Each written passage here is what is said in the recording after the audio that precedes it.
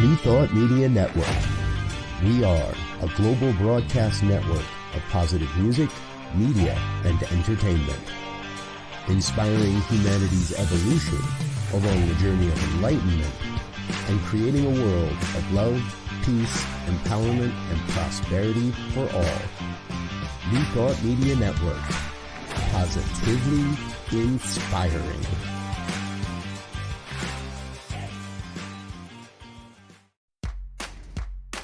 Welcome to Ministers Talking a weekly program where Rev Briz and Rev Z and their guests chat about current affairs, world events, spiritual principles, and any old they want to talk about.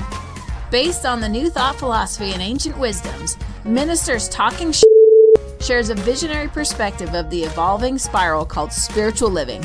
Join us each week as we explore the emerging paradigm of life on planet Earth and beyond.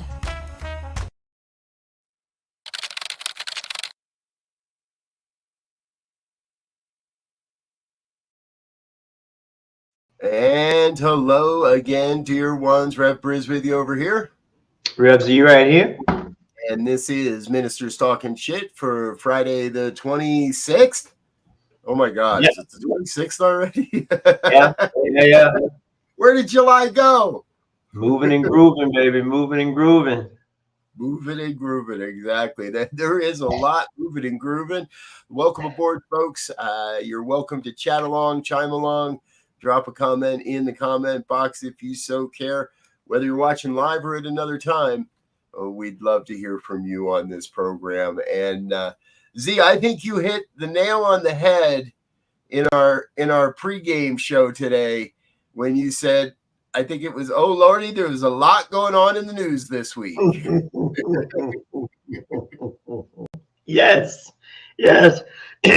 I had a personal chat with the Lord, and he told me, he said, boy, you better fasten your seatbelt because we got a whirlwind of stuff going on. I mean, it's almost like you don't even need to go to the movies anymore. You can get a free ticket. You just got to watch the news. And it's, and it's like a drama. You can make it's romance. It's a mystery. I mean, it's any given moment. There's very little that you can't find in the daily news.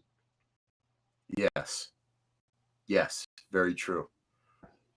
And I was gonna say, I just found this one. 2 top leaders of the Mexican Sinaloa drug cartel have been taken into custody by United States authorities to face charges for their role in leading the group's vast drug trafficking empire. Yeah, one of those is supposed to be El Chapo's son, I think. I heard. And one of them is El Chapo's son is supposedly one of them. I keep seeing that in some over headlines, but I'm not seeing that directly reported. But it's a rumored part of the story going around. Yeah, well, and that was the other point that we made up that we approached this morning is how do you in this day and age interpret and intake news, right? In terms of it's being factual, in terms of it being entertainment, or in terms of it being in some cases staged. I mean, they have this movie out right now. I forget the name of it, but it's staging. They're getting ready to go to the moon launch, and they're preparing a staged film to show to the public just in case they don't make it or something to that effect. And I'm like, this is probably happening every day. Right. Yep. If it's not staged, it's at least orchestrated. Yes. Managed. And there are things we know, and there are things that, well, there's things we can't know if we know them or not. One of the things that set us all off on this, folks, and let's do a good shout out. Good morning, Linda. Good to see you there. Thanks for dropping in. Anybody else watching, feel free to join the conversation in the chat box. There's already conspiracy theories about the assassination attempt of Mr. Trump. And those theories start almost immediately. Yeah. There were 2 shooters. It was staged. He didn't really get hit by a bullet. Yeah. And that's from an FBI agent. Now, there is some, we do know that people did get hit by bullets. Yeah. So we know there were real bullets. And that's the problem. The only thing we really know is that there were real bullets flying through the air that day. Who fired them, where they fired them from, who got hit, who didn't get hit. All the rest of it is left up to speculation and eyewitnesses. And eyewitness testimony is proven to be fallible at every turn. But here's one thing. We've learned from CIS Vegas, CIS Miami, CIS over the world. We know that at some point, if they are true to form, somebody is going to start looking at bullets that got lodged, and they're going to look at angles and trajectories, and they're going to start doing the heavy trigonometry and the math to figure out what angles and where they came from. And a lot more is going to be revealed, I guarantee you. Yes. There is some of that out there already. And it all points to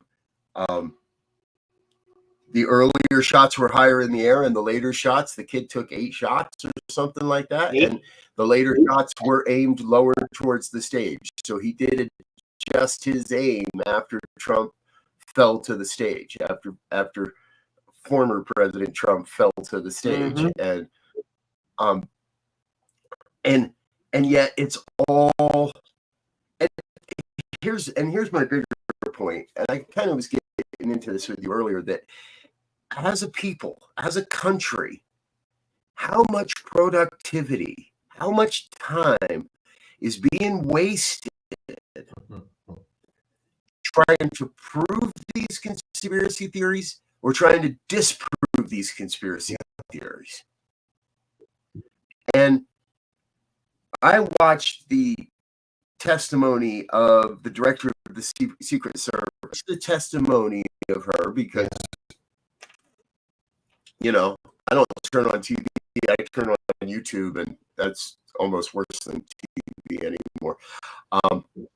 Unless, of course, you're watching New Thought Media Network on YouTube, then it's okay. But I was watching that testimony, and I don't know how much time I wasted.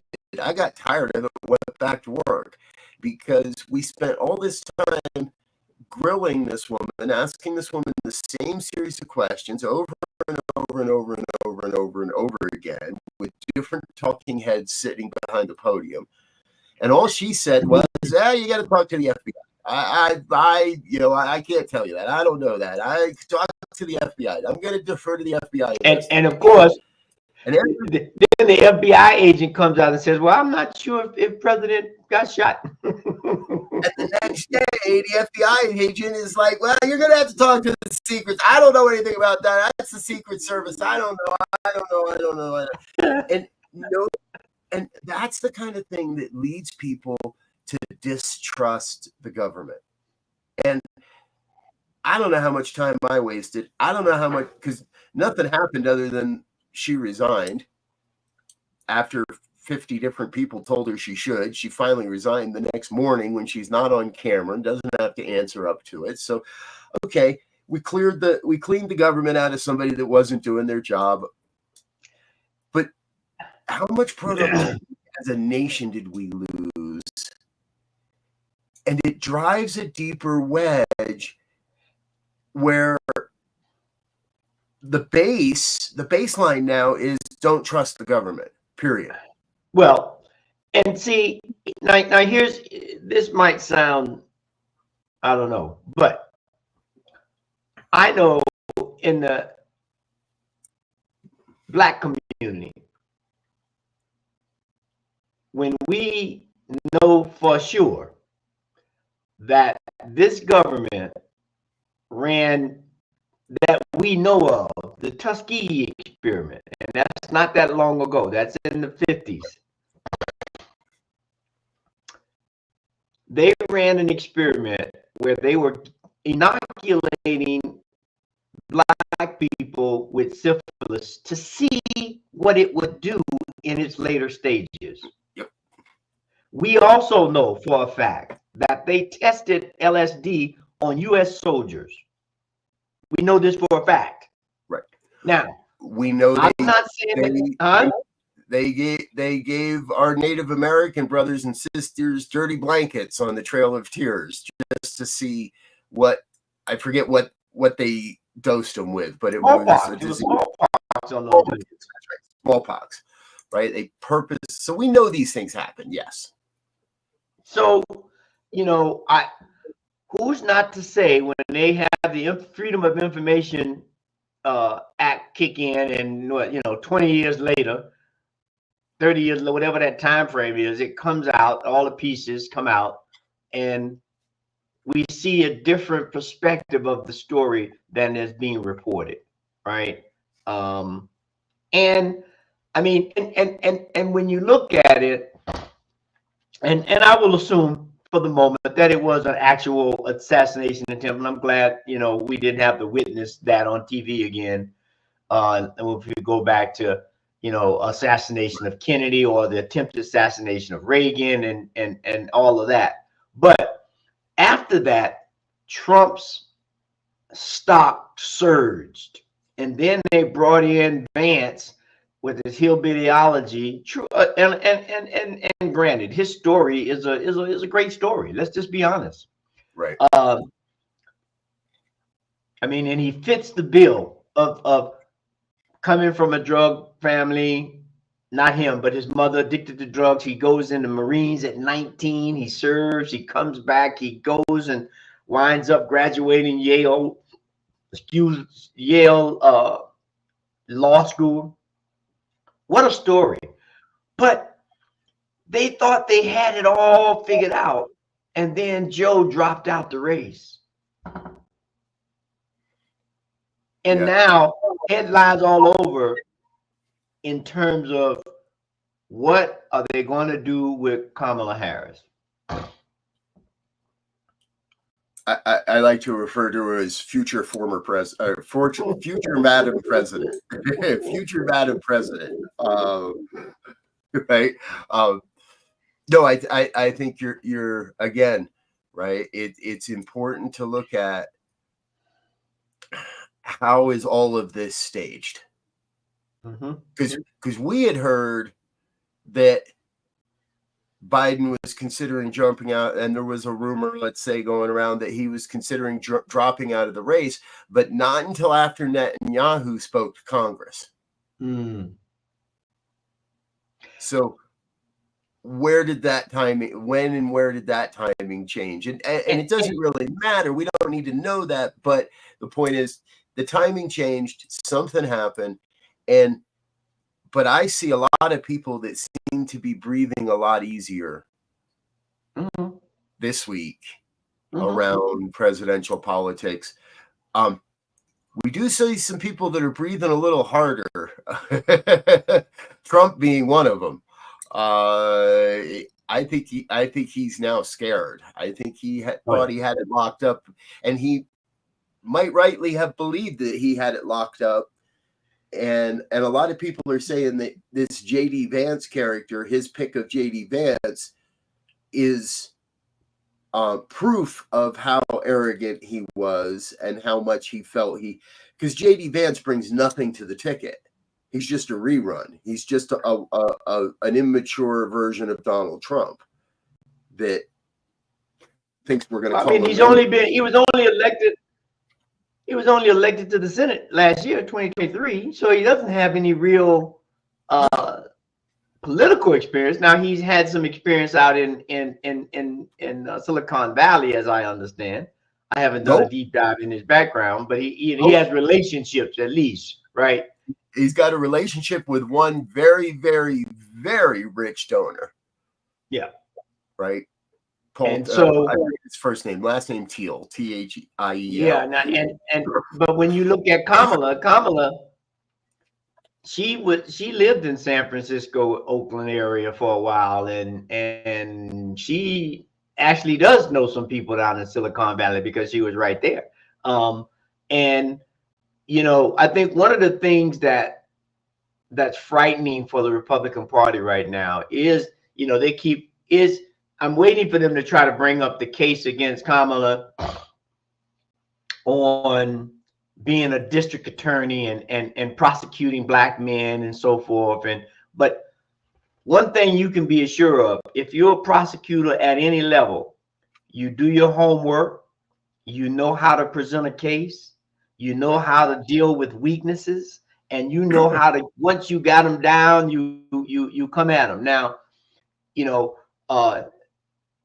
and there's been on the news a couple of times, the day after, they had 44,000 black women on a call to start garnering support and raising money for Vice President Kamala Harris. 2 days later, they had a black men's summit that had 53,000 black men. And in those 2 days, and I think in those 2 days, I know on the black men's call, they raised like $1.4 million in like 4 hours. Yeah. And a very similar thing for African American women. Now, that's a machine that's going to work right there. And it's going to work. Trust me, it's going to work. And then when you bring in, you may hear them talk about the Divine Nine, which the Divine Nine is the 9 historical black fraternities and sororities that are going to begin to put their emphasis behind them, because she's a member of Alpha Kappa Alpha, aka sorority. And so it's going to be interesting to see how this machine starts working. Yeah. The Obamas both shared their support and endorsement yesterday evening. The amount of, it was funny. I saw a Fox News piece where they kind of blasted, and they with hat in hand, they put up a graphic that said she had raised $80 million or something like that from 888,000 different donors or something like that, right? They put up this graphic, and then the commentators completely go off the rails and claim that, well, it's all those Democratic million and billionaires that are doing this. Like, look at the basic math. The basic math says that if you take that number and you divide it by that number, you're going to get about $200 average. So yeah, did maybe some millionaires and billionaires throw a few something into that pot? Absolutely. But the average donor was small cap, small donations. She's been in my YouTube feed all week asking for $10. She's not asking for big donors. She's asking for $10 from the everyday people to help to move her agenda, her vision, the democratic vision, if you will, of America forward. And here's going to be this will be interesting if they can tabulate the numbers. It will be interesting to see, and it will be a flagpole, if you will, for how the election may go, if they can determine how many small donors are delivering, right? If they come up and say she's got $300 million and 2/3 of that was by small donors, that's a lot of individual people who can translate into voters that can do that. And so, now I want to switch gears for just a moment, okay, because I don't know if any of the presidents have said anything yet, or presidential candidates rather said anything about the Olympics that starts today. But we know there will be some political stuff going on over there, unfortunately, from my perspective. I mean, it's a time of relaxing and people goodwill and building friendships and bonds to hopefully quell some of this craziness that's going on. But there have already been talks. Well, first of all, there's been a bombing, a sabotage on the train. They set fire to signals. So now trains are out. And there's been talk about the Ukraine and Russia athletes that are there, and they're saying, this, that, and the other. And so here's a thing that has gone political that should be just a people pleasing, for lack of a better word, event to show goodwill and right. sportsmanship and camaraderie and good competition. That is now marred by crazy politics that is appalling to me. That's, And I think this is another great example, because no one's claimed responsibility for these attacks. This wasn't your traditional terrorist attack, right? It wasn't a bomb. It wasn't a drone strike. It wasn't, nobody died. It was, and many outlets are reporting this as vandalism or sabotage, right? An Israeli official, and I can't find it now, but I was looking at it earlier. An Israeli official put out a statement that said this is obviously the work of Iran and Hamas. Well, where the frick do you get that? We can say some words on this program, folks, but I try not to say others.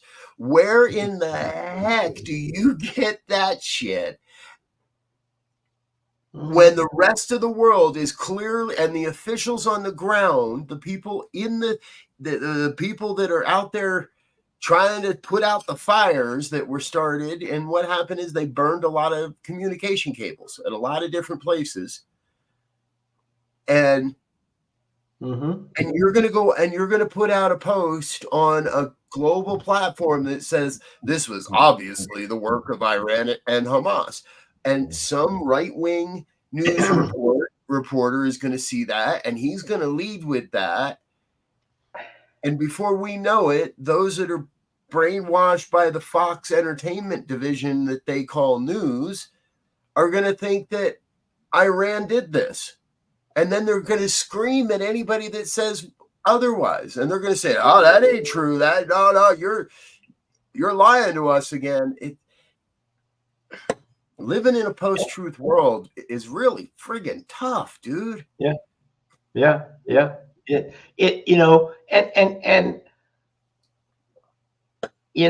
There's so many opportunities, and there's so many venues where the tension that is rising all over the country can be brought down a notch. Right? It's just, I just saw something flash across my news, and this is off the beat, but I'll come back, where they got this big fire now out in California, 71,000 acres or something. And they've just found out they're tracking some guy, set his car afire and pushed it in the gully to start the fire. Now, that just came, I just saw that. And I don't know what the truth of that is yet, but we do know that one thing is true, that there is a big fire in California that's burnt up 71,000 acres. Yeah, I see the smoke in the air here in Denver, so yeah. That part we know is true. They can't fake that.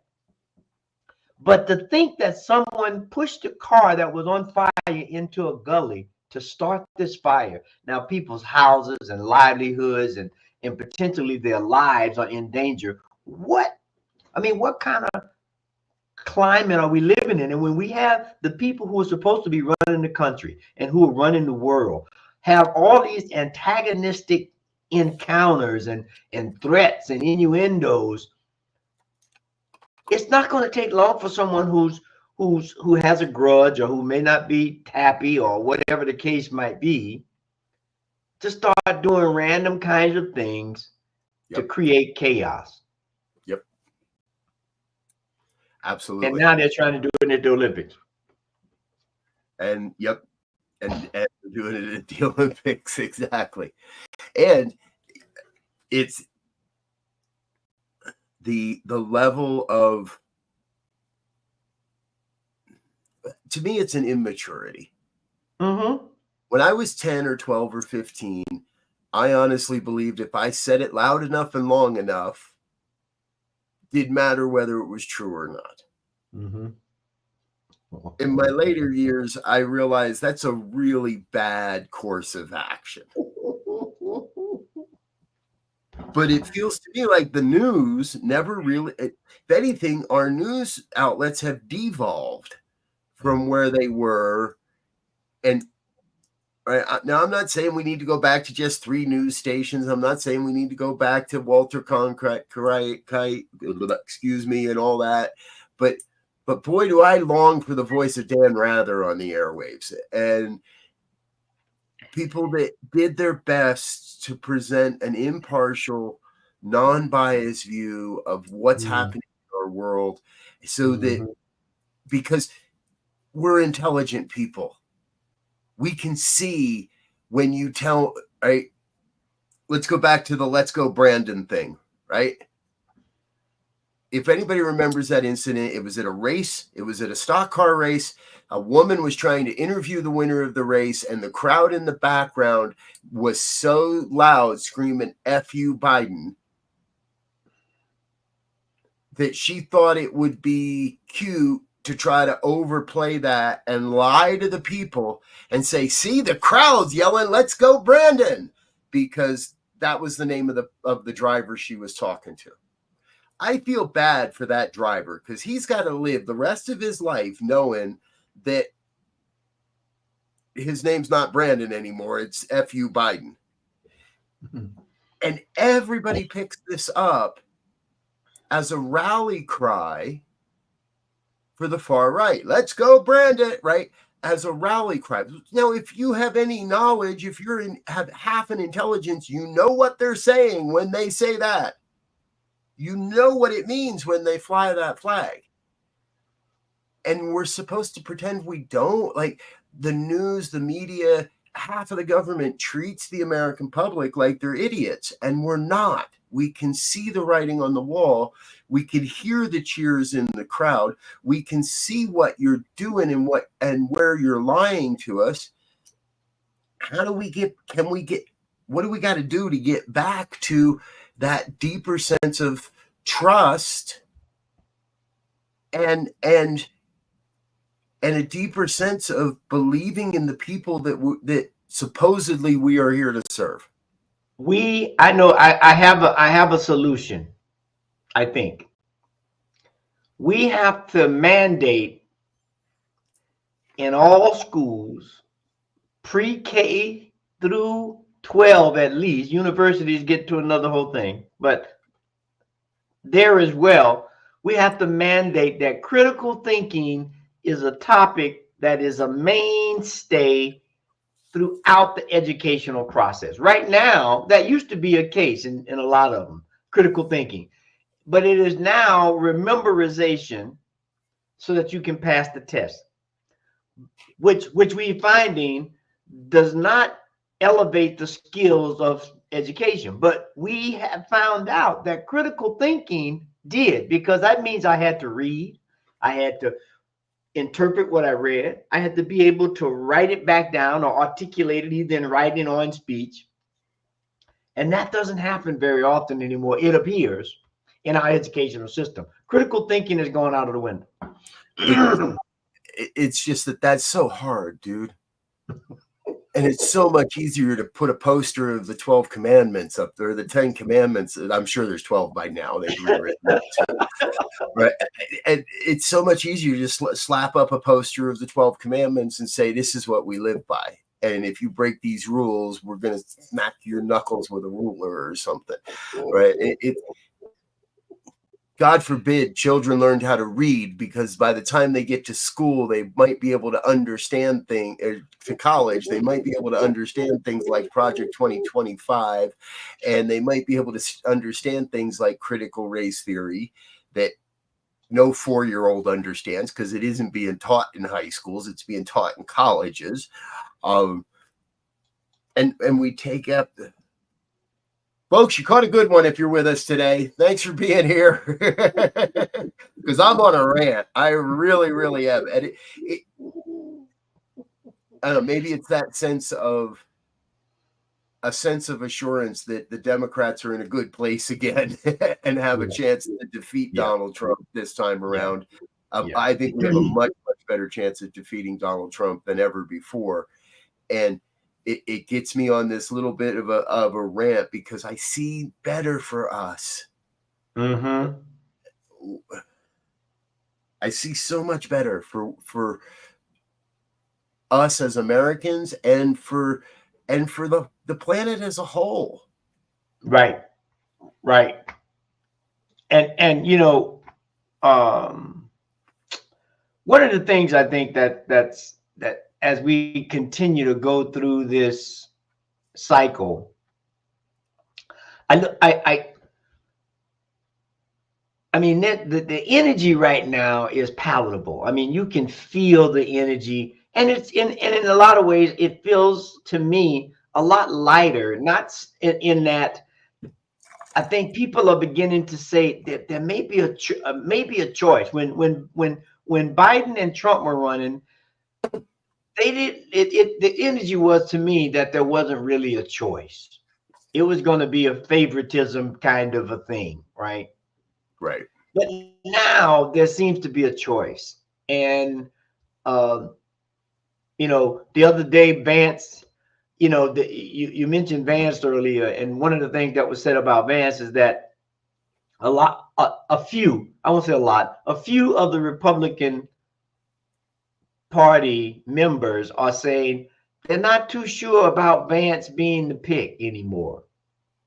It was a great pick when Kamala wasn't there, and he was gearing up to debate Kamala, and now that's changed, and he doesn't know who he's going to be debating now. And I know I think one of the candidates for vice president is from Kentucky, which is close to where he's from, over there in the Appalachian area.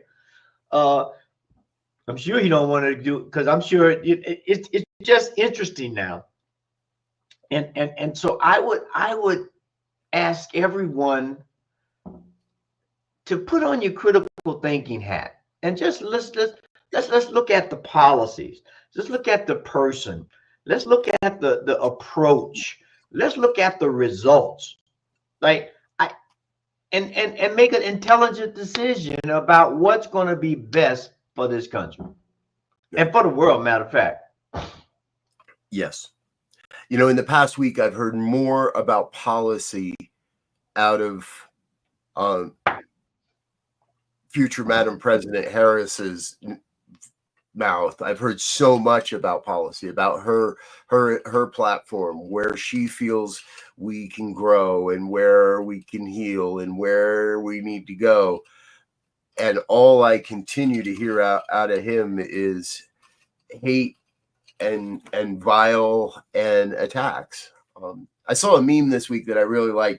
It was the Barack Obama Hope poster, if you remember it. It was red and blue and it spelled out the word hope underneath. And the meme had Barack as hope, Trump as hate, Biden as heal, and Harris as grow. And I really, really, really trust that that's where we're at. We're about to enter that phase of growth.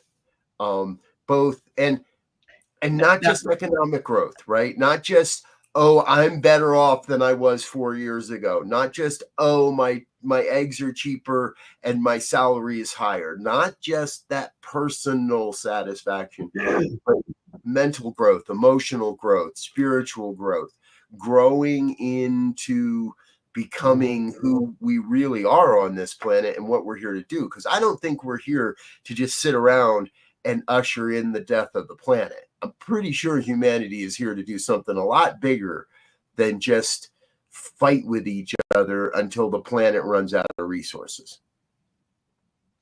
Well, and here's a good thing, you know, we hear this often now on television, the term must-see TV. Now, I'm telling you, must-see TV is going to be that first debate, if it ever happens, between Vice President Kamala Harris and Trump. You know, he's saying, he's waffling now, and his campaign is saying, well, we won't talk about that until she's officially confirmed, right?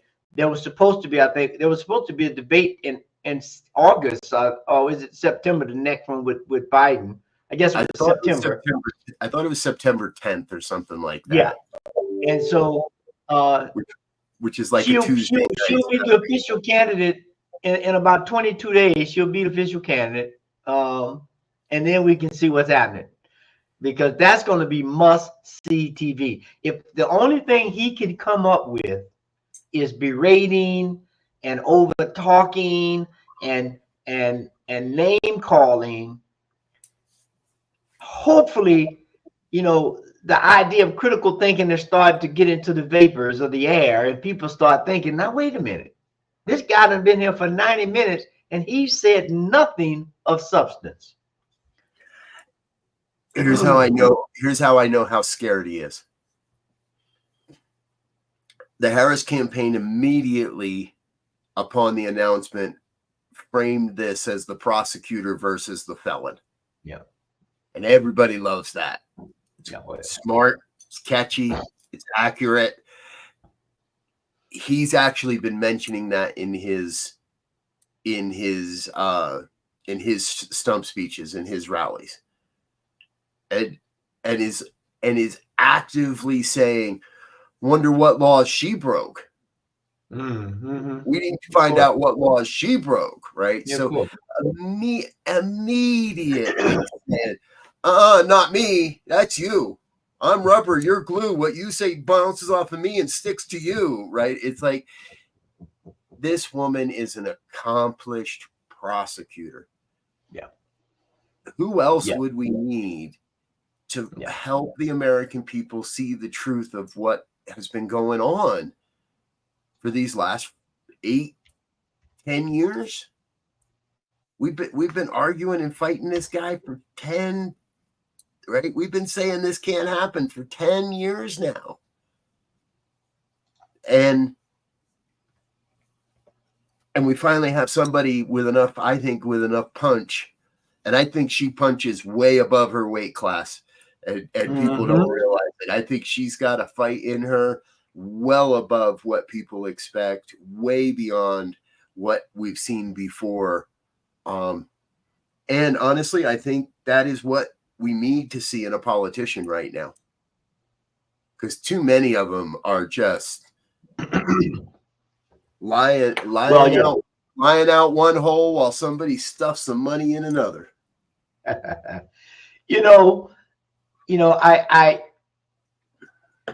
I love one thing, and people can say whatever they want to say about talk shows or these types of programs all over. But one thing I love about them, no matter if they're on Fox or on New Thought Media Network,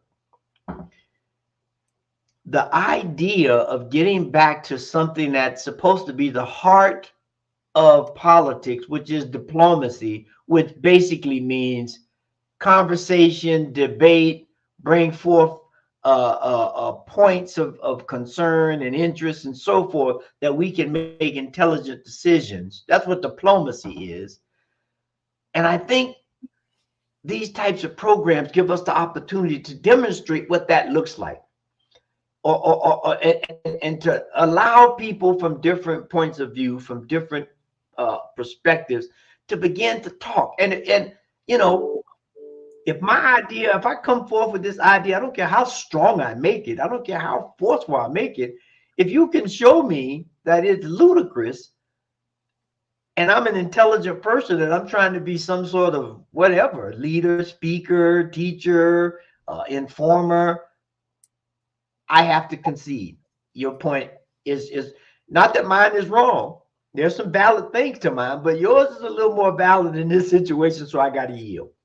Yep. I don't blame anybody that wears a red hat for distrusting the government. I don't blame anybody that wears a red hat from questioning, because the same is true for those that wear the blue hats. Let's be straight up. Yeah. We all have valid reason and more than enough proof to distrust the government. What I see before the American people is the choice whether we want to continue to live in that division and distrust and burn everything to the ground. Because let's be honest, that's what Project 2025 says. It pretty much is a 900-page manifesto of how to burn everything you've ever believed about America to the ground. So, do we buy into the division, or do we buy into somebody that's projecting a vision of healing and growth? You know, for anyone who has not looked at that Project 2025, which is also the leadership, it comes on when you look at the big 920 pages, called the leadership something. It is imperative that you either take the time and take nibbles on it or find a summation of it, because it goes through. I'm nibbling on the 900 page, and it takes every office or every department, from Department of Education to the Department of Homeland Security and all of that, and talks about how it's going to reform it, how it's going to restructure it, or eliminate it in some cases. And it kind of hints at this whole thing of giving stuff back to the states, if you will. And we see that happening right now in Louisiana with the 10 Commandments being placed. In Oklahoma, they've made a law, a legislation, that the Bible will be taught in school as a historical perspective. Yep. An example of what's possible. We've already seen Roe v. Wade taken down, and now all of the abortion rights stuff being pushed to the states. So these are the same kinds of things that set forth the Civil War. Now, the Civil War was on. A lot of people try to say, well, it wasn't about slavery. You know, the federal government or the Union didn't care about the slaves. They just didn't want to lose the money. But at the end of the day, the money was the slaves. However you want to look at it, whether it was the person of the slave, the work they did for free, or whatever. And we're setting up the same kinds of situations where the states get so bogged down that we create complete chaos. Well, that's not where I want to leave it, but we've run out of time.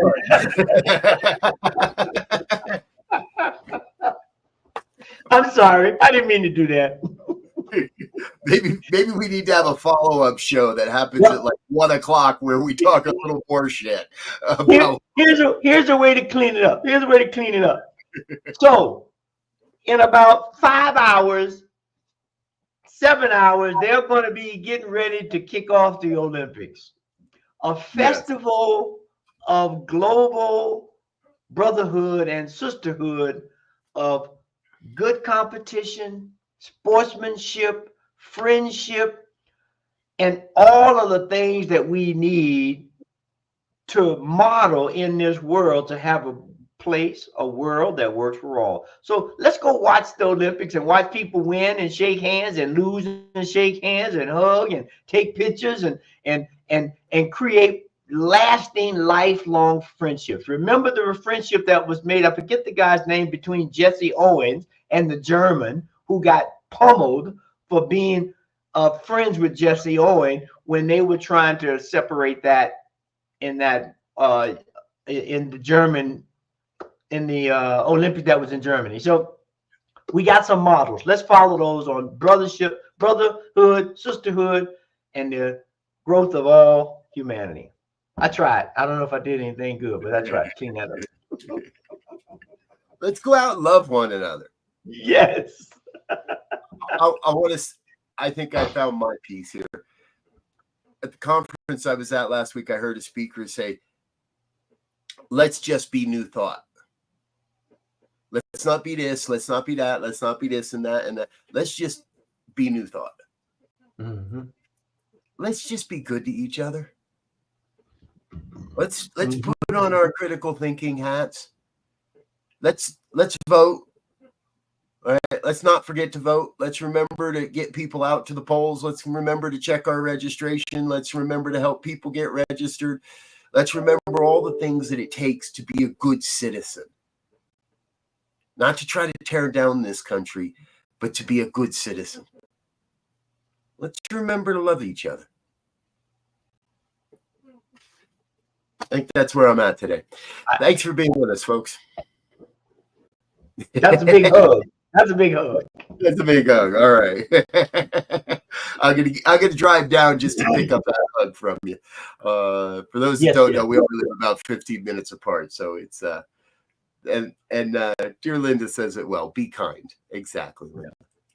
All right, folks, we're gonna get out of here for now. We'll be back late next week with more of Ministers Talking Shit. Stay tuned throughout the day. All of our normal programming is starting real soon, and we'll run throughout the day. I'll be back at 5 with the good news. Remember to check in with us for that as well. Until next time, we want to wish you peace and richest blessings. Bye now. And thanks for listening to this week's episode of Ministers Talking. We'll be back again next week with more commentary on current affairs, world events, and any other our ministers want to talk about. And if you found value here, please share our with your friends. Until next time, peace and blessings.